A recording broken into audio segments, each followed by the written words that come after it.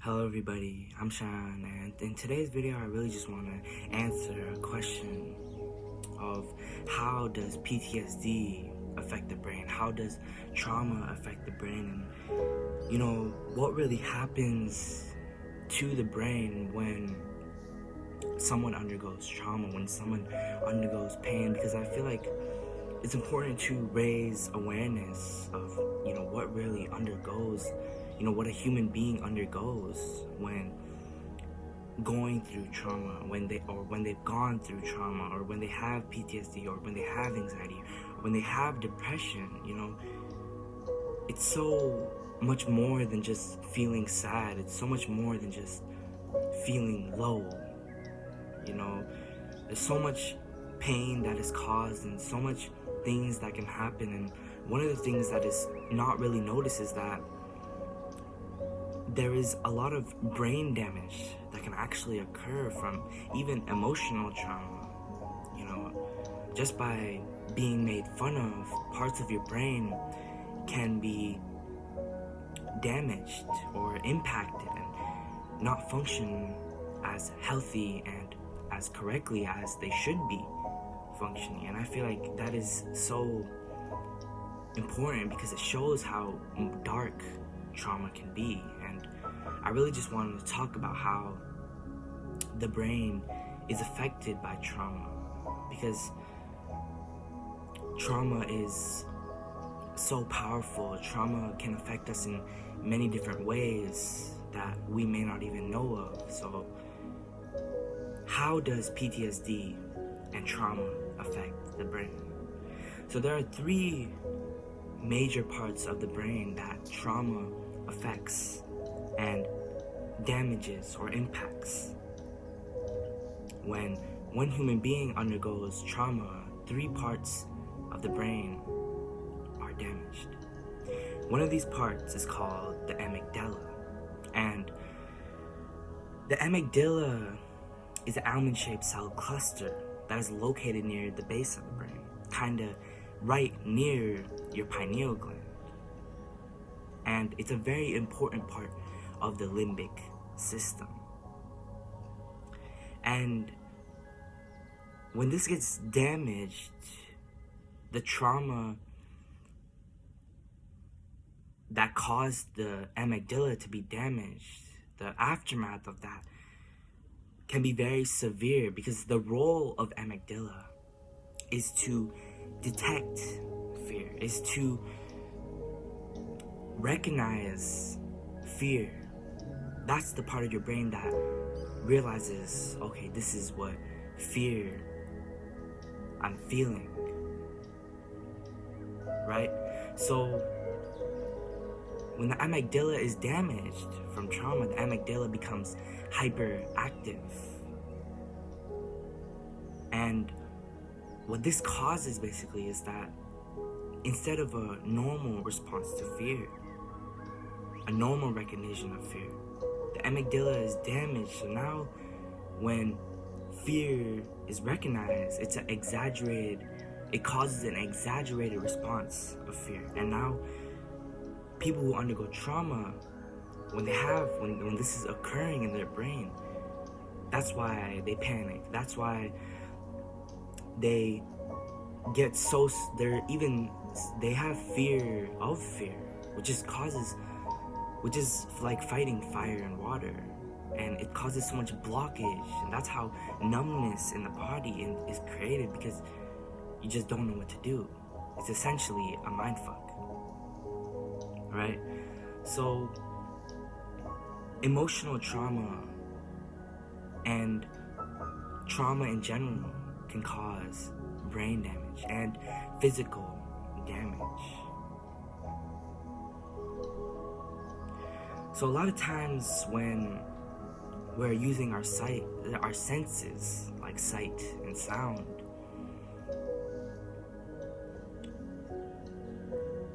the amygdala responds to the feeling of fear if one perceives a threat. So a lot of times what happens is when we see something or we hear something, and this person who's hearing something or seeing something has undergone trauma and their amygdala is damaged, now what will happen is the threat will become more usual. So now the little things are threats. And now what may be connected to the past may cause a threat. So what will happen is the threat causes hyperactivity and hypervigilance, which is caused by PTSD. So a lot of times what's happening is that now that the amygdala doesn't know how to respond to fear, now the response to fear is exaggerated. When we perceive a threat that will cause fear, the amygdala is overstimulated, basically. And now it's going ballistics and it doesn't know what to do. So the past trigger or the past trauma that causes a trigger is now more than what it has to be. Because anybody can get triggered, anybody can get angry, anybody can get or feel, overwhelmed. But when one who has undergone trauma and the amygdala is affected, now when they go do the exact same thing, it's a complete different experience. So it's the same thing, but a completely different experience for the victim of trauma, because now they are panicking and their amygdala doesn't know how to recognize the fear, because now the fear is so much more bigger than what it has to be. So that's the first part of the brain that gets impacted by trauma. Now the second part that gets impacted by trauma of the brain is called the hippocampus. See, the hippocampus is located in the temporal lobe of the brain. And basically what the hippocampus does, in its normal functionality, is it retrieves and stores memories and also separates what's happening now and what has already happening. Hence, what's happening now and what has happened in the past, such as traumatic events, trauma, certain things like that. So that's how the hippocampus can cause a fight or flight response when damaged due to emotional trauma. Because when the hippocampus is damaged from trauma, it becomes smaller in volume. Or when it's damaged from PTSD, it becomes smaller. People who have PTSD have a small volume of the hippocampus, so their brains don't use it as much. So therefore, they panic attacks. They have anxiety because they have episodes, because they can't separate very well what is happening now and what's actually already happened. So the past essentially becomes now. The past becomes here, but even though it was back there, it becomes here. And now the victim either chooses to run away or fights the trigger, which is, like I said, a fight or flight response to the threat. So that's the second part of the brain that gets affected from trauma, from damage to the brain. So I've gone over two parts of the brain, but there still is one more. So so far there's the amygdala and the hippocampus, but there still is one more essential part of the brain that also gets affected from trauma, and it's a part of the brain that gets damaged from trauma. So the third part of the brain gets affected and damaged and impacted from trauma is called the prefrontal cortex. The prefrontal cortex is basically the very front of the brain, and it can be damaged by trauma and PTSD. So the veteromedical prefrontal cortex is a part of the brain that basically regulates your emotions. It's able to identify emotions as emotions, because like how I was saying about the hippocampus, oftentimes we can't separate the now and the past trauma and just the past in general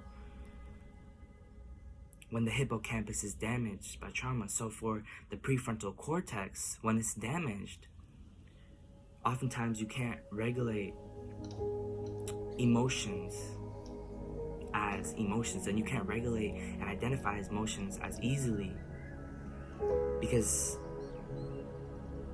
when the amygdala recognizes a negative emotion in the brain, the prefrontal cortex is the part of the brain that reacts to this emotion. So first, when I was talking about the amygdala is just the part of the brain that detects the fear, recognizes the fear. And when damaged, the fear becomes so exaggerated. So now fear is more than just fear, and fear just turns into more fear. But also, the reaction in your brain from the prefrontal cortex to this negative emotion or fear, like how I was just talking about, when healthy, the prefrontal cortex reacts to this fear detected as rational as possible. But when the prefrontal cortex is damaged because of trauma, the rational response is canceled, or basically overridden. And now the response to negative emotions and heavy emotions of depression, anxiety, because oftentimes when we have these emotions of feeling stuck or numb, it's so powerful. Trauma, the feelings you feel from trauma or PTSD are so strong sometimes that you don't have control. That's often what's happening, is we don't have control over it. So when the rational response in the prefrontal cortex is overridden, now the response to these type of emotions that we have are exaggerated also. So not only is the detection and the recognition of fear becomes exaggerated, also the reaction becomes irrational. So now we don't know how to react. So we're always fighting fire with water. Even when you flight or fight, or when you fight or flight, both are still acts of running away. Because why? When pain comes to us, what we really should do is accept the pain. A lot of times we don't want to accept the pain. Some of us might say, okay, it's weak, or no, I don't have it. I don't want to have it. I want to accept that that's not really me. I'm just thinking. I'm not thinking straight. But really, that's wrong, because fight or flight, like I said, is both acts of running away. So when you embrace pain, when you embrace trauma and say, okay, I did go through that, and there is a reason of why I'm going through this. It's not just random. There is a reason why I'm getting triggered. There is a reason why I have anxiety. There is a reason why I have depression. That's when you actually heal. So when the brain is damaged, and specifically the prefrontal cortex is damaged, a lot of PTSD survivors and trauma survivors have panic attacks, episodes, triggers, anxiety, and have a hard time telling the right or wrong. What is good and what is bad? What are they supposed to do versus what they want to do, or what they are actually doing, or just in generally speaking, what is right or wrong. There is no decision that can be made clearly. So when the prefrontal cortex and all these parts of the brain are damaged, we basically can't think straight. We can't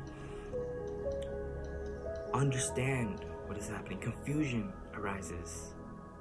And a lot of our experiences become so exaggerated. The emotions that we experience become so exaggerated because we don't know how to respond. We have a trauma response versus a healthy response. So that's the third part of the brain that gets damaged. So the amygdala, the hippocampus, and the prefrontal cortex are the three parts of the brain that get damaged.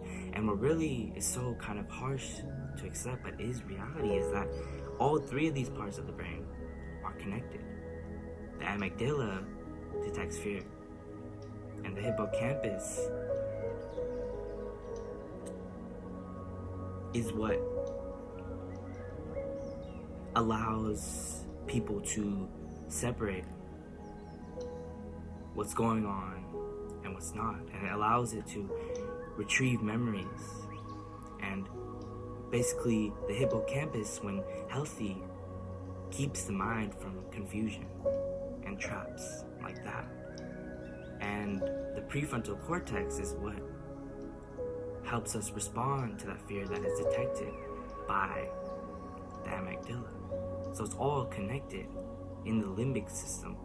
So when damaged, you can understand the type of pain that people go through, and that's why PTSD is often looked at as such a severe disorder, because yeah, it is. So with all this being said, as I was talking about the brain, how do you really heal? Because the brain cannot heal itself. According to scientific studies, the brain cannot heal itself on its own. But like I said in my last video about therapy, it's much more than talking, right? It's much more than just talking to someone. There's so much more that goes on in that. Because through therapy, you identify your pain. You realize what's actually going on, right? And you recognize your triggers. You identify the cause of this trauma,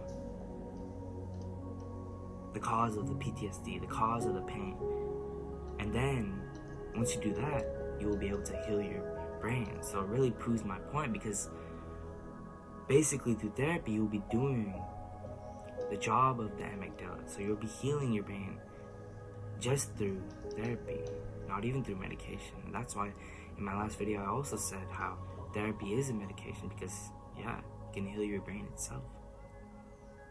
So yeah, I know this is kind of a long video, but yeah, trauma is very serious. Trauma can truly cause brain damage. Trauma can cause all types of stuff to the human body, and a human being is not capable. There's only a certain amount of trauma a human brain and human mind and just a person can handle before damage is done. But even the littlest trauma can cause damage, because trauma at the end of the day is always going to be trauma. There's nothing on top of each other. There's no pain better than the other. A little depression versus a lot of depression is still depression. So yeah, but that's it for the video. Subscribe, and I'm out.